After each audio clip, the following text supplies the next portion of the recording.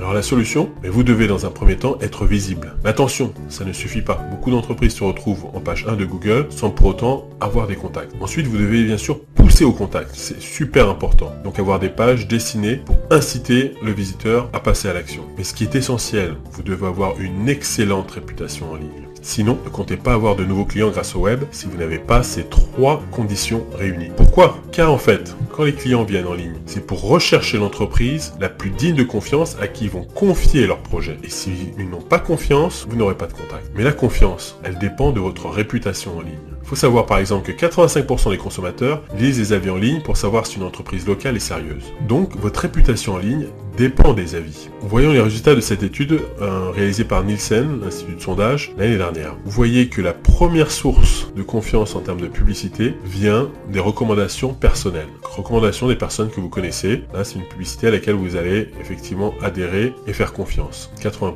Et en deuxième position, juste derrière, ce sont les avis des consommateurs en ligne qui arrivent loin devant la communication des sites web. Donc le contenu que vous allez mettre sur votre site est beaucoup moins crédible que les avis des consommateurs en ligne. Et quand on regarde un peu plus loin dans la liste, on se rend compte que tout ce qui est publicité en ligne, campagne d'email arrive bien plus bas que les avis des consommateurs en ligne.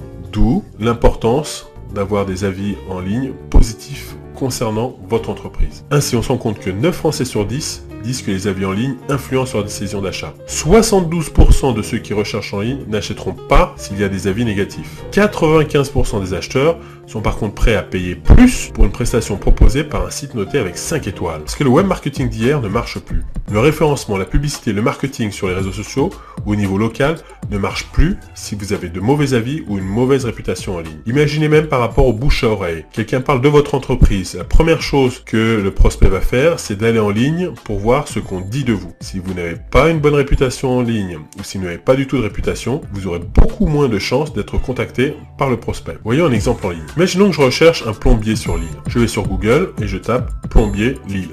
Normal. Et là, je vais tomber sur la liste des plombiers qui ont été référencés sur l'île par Google, dans les adresses locales. Vous voyez, il y a 1, 2, 3, 4, 5, 6, 7 plombiers locaux. Et qui est-ce que je vais contacter d'après vous? Eh bien, regardez, tous ont des avis, ou quasiment tous ont des avis Google. Par contre, il n'y en a qu'un qui ressort vraiment avec une note de 4,9 sur 5 et donc quasiment 5 étoiles. Eh bien, vous pouvez être sûr que dans cette liste-là, puisqu'il est le seul à avoir quasiment 5 étoiles, il va sûrement récupérer entre 90 et 95% des appels.